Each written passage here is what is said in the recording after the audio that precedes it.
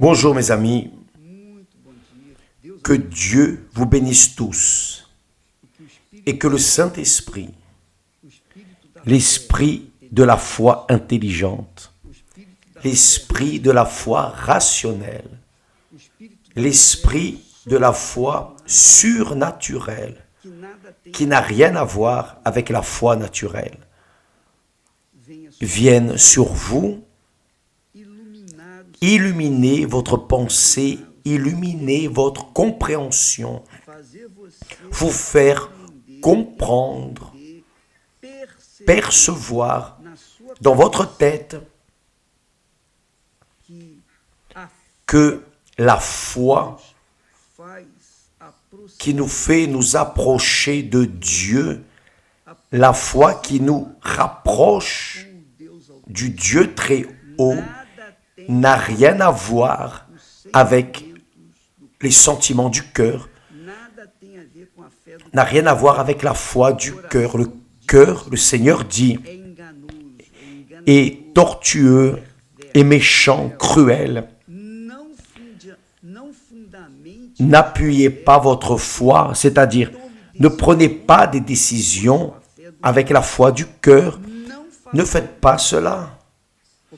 Parce que si vous le faites, vous allez être frustré, vous allez vous frustrer, vous allez être trompé et vous allez penser que Jésus a failli envers vous. Certainement. Laissez-moi retirer ces commentaires ici qui ne font que gêner. Voyez bien, faites attention. Faites très attention. Jésus a dit, tous ceux qui disent « Seigneur, Seigneur » n'entreront pas tous dans le royaume des cieux. Il parlait des personnes qui croient en lui, qui supposément croient dans sa parole. Beaucoup de personnes qui n'entreront pas dans le royaume des cieux sont celles qui croient avec le cœur et d'autres qui croient avec l'intelligence, la raison, l'intellect, savent en qui elles croient. Les personnes qui ont la foi du cœur sont les personnes qui ont la foi naturelle, la foi sentimentale, la foi émotionnelle, la foi du tralala. Ces personnes n'entreront pas dans le royaume des cieux.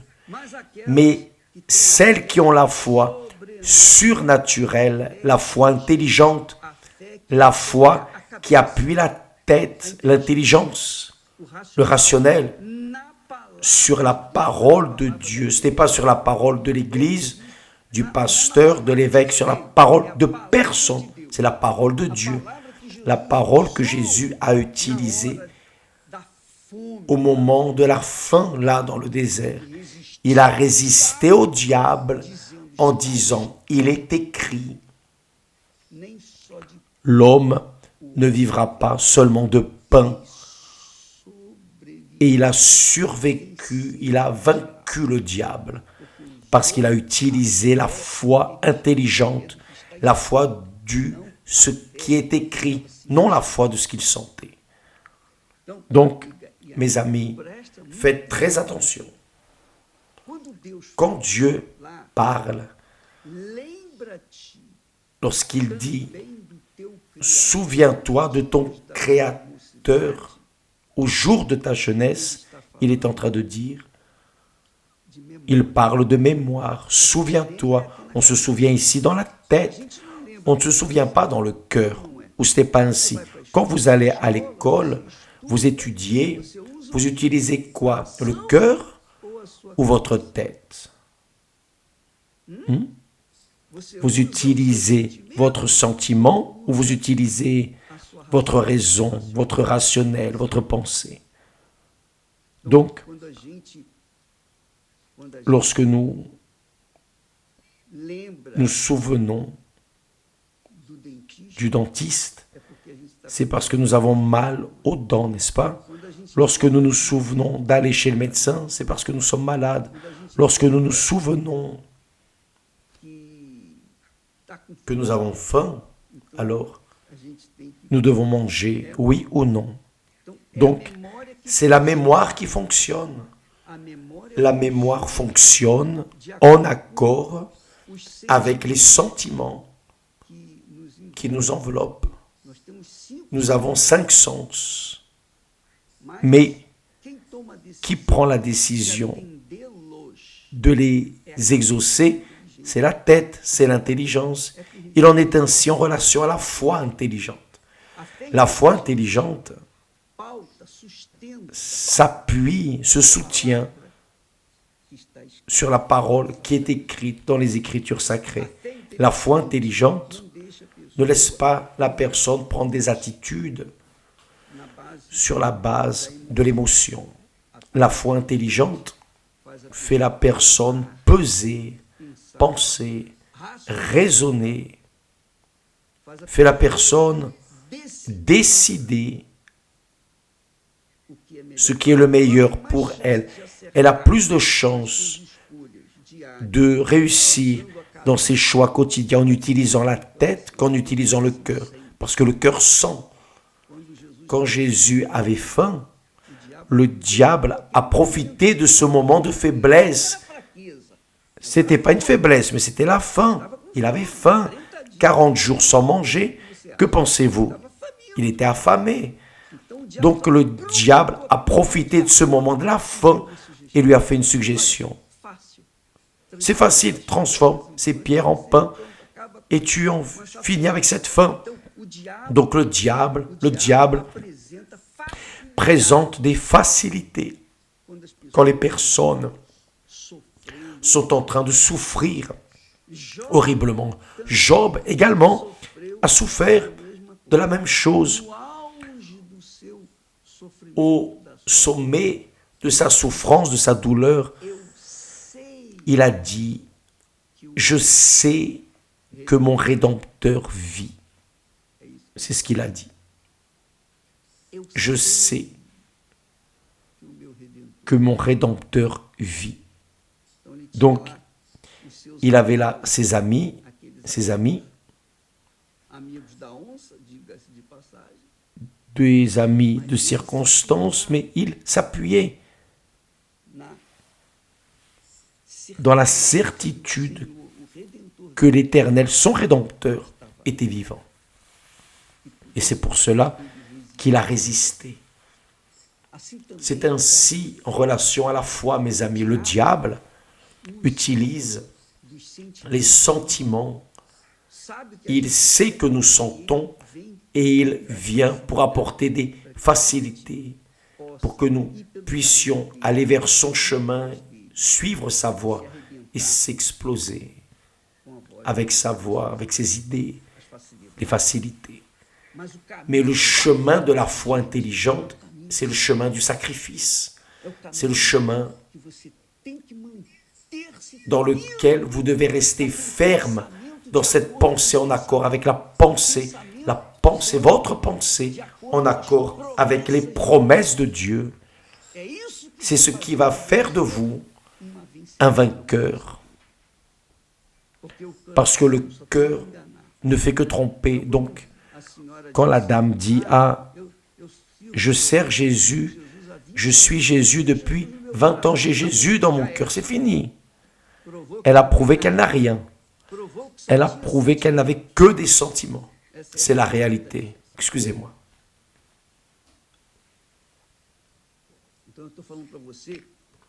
Donc je suis en train de vous dire, je ne suis pas là en train de vouloir diriger la vie de qui que ce soit. Je suis là pour prêcher l'évangile. Je suis là pour vous donner ce que Dieu m'a donné, juste ça.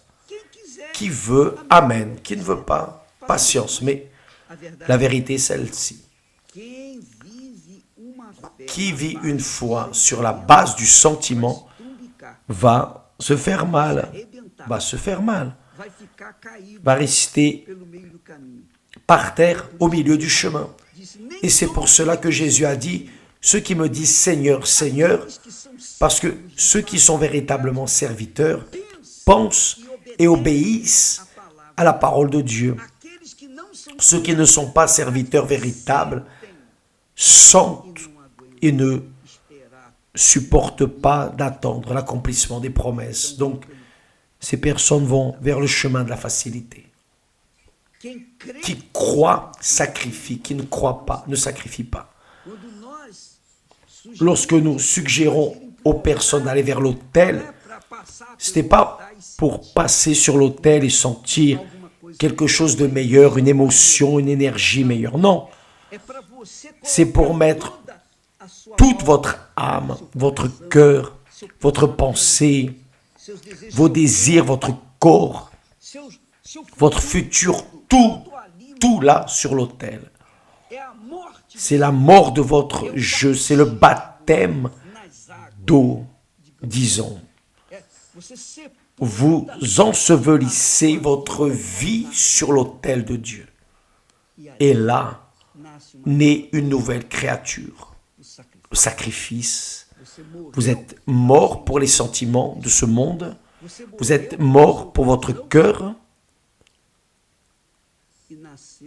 Et naît une nouvelle créature. C'est pour cela que vous voyez que le cœur est si sale, si trompeur, si perverse que Dieu promet un nouveau cœur.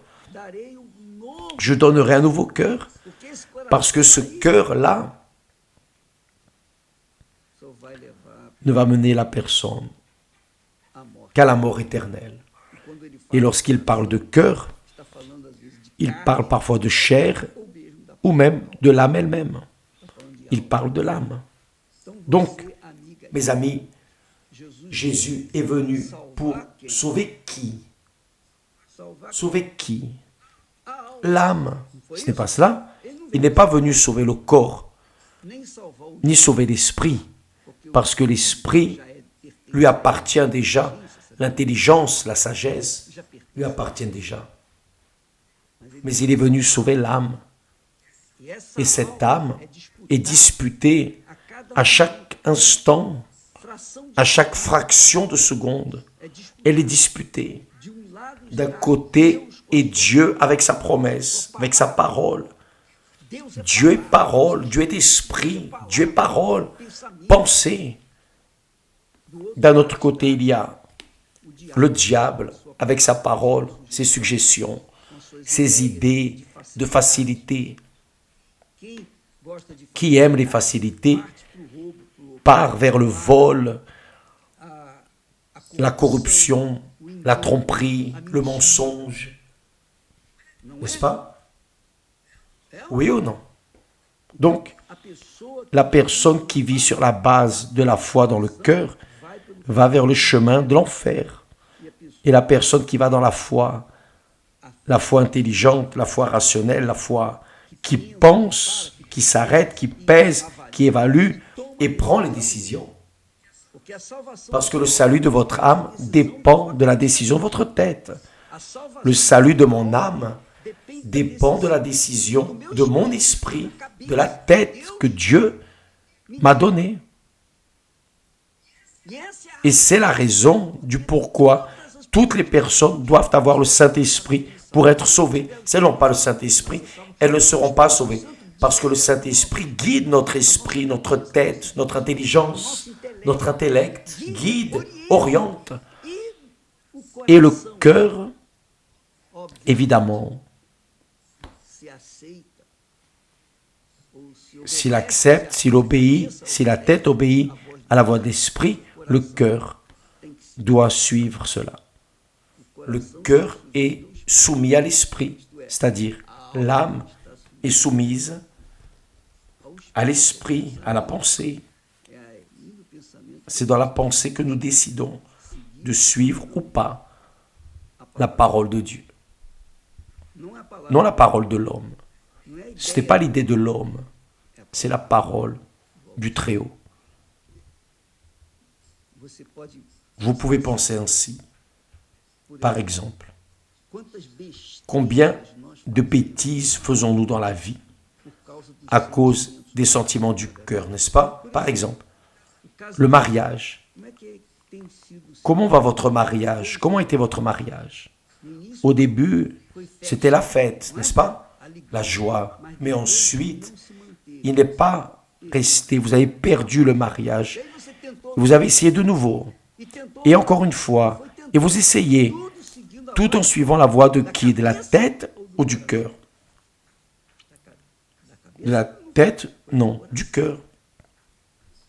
Parce que si vous pensiez comme il faut, vous pourriez vérifier que la personne avec qui vous avez décidé de remettre votre vie, certainement, n'était pas correcte pour vous. Donc vous saviez déjà, mais même ainsi, à cause de la passion du cœur, de la tromperie du cœur, vous êtes marié de n'importe quelle manière, pensant que vous seriez heureux. Donc, les personnes se marient et se divorcent à cause du cœur. Mais quand la personne pense, elle évalue comme il faut si cette créature à qui elle va remettre sa vie, réellement répond à ses attentes, répond à son intelligence, à sa capacité, si elle pense en accord avec elle. Donc c'est ainsi que ça marche, le mariage est ainsi. Ce n'est pas à cause de la pensée que nous cultivons de Dieu dans nos têtes. Nos attitudes sont en accord avec Dieu. Quand nous ne pensons pas comme les pensées de Dieu, nous pensons avec les pensées du cœur. Alors, nous nous livrons. C'est la réalité. Et qu'arrive-t-il? La vie devient abîmée, pourrie, difficile. Et c'est pour cela que beaucoup de personnes vivent un enfer dans ce monde. Un exemple facile pour que vous compreniez. Quand Dieu a dit, souviens-toi de ton Créateur au jour de ta jeunesse. Il parle aux jeunes. Vous vous rappelez, regarde, fais attention. Souviens-toi de ton Créateur, parce que les jeunes, normalement, ne pensent pas. Le jeune veut suivre les émotions, veut suivre ses désirs, tout du cœur. Il veut laisser libre cours à son cœur, à ses volontés, ses désirs. Et il dit, souviens-toi. On ne se souvient pas dans le cœur, on se souvient dans la tête, oui ou non? Donc Dieu veut que vous utilisiez votre tête, mon ami. Parce que si vous n'utilisez pas votre tête, vous allez vous exploser. Mais si vous utilisez votre tête en accord, rigoureusement en accord avec la parole de Dieu, qui est la tête de Dieu, l'Esprit de Dieu, qui est Dieu lui-même, vous allez exploser. Ça ne dépend que de vous. On essaie de donner aux personnes ce que Dieu nous a donné. Si vous voulez, amen. Si vous ne voulez pas, patience. Mais que Dieu vous bénisse. Cette campagne de Gédéon, ce n'est pas une campagne pour aller dans l'émotion, le sentiment, le tralala, ça va exploser. Non. C'est pour aller en accord avec ce que Dieu dit dans votre tête. C'est ça que vous voulez vraiment. Vous êtes disposé à mettre toute votre vie sur l'autel, à mourir pour ce monde et vivre pour Dieu. C'est ça le sacrifice. Alors allez vers l'autel. Si vous n'êtes pas, n'y allez pas, ne faites rien. Parce que ce n'est pas l'offrande, ce ne sont pas les offrandes, simplement des offrandes qui vont faire la différence. Ce qui fera la différence, c'est votre offrande, c'est votre vie sur l'autel. C'est l'offrande que Dieu veut de chacun de nous. Que Dieu vous bénisse tous et à demain au nom du Seigneur Jésus. Amen.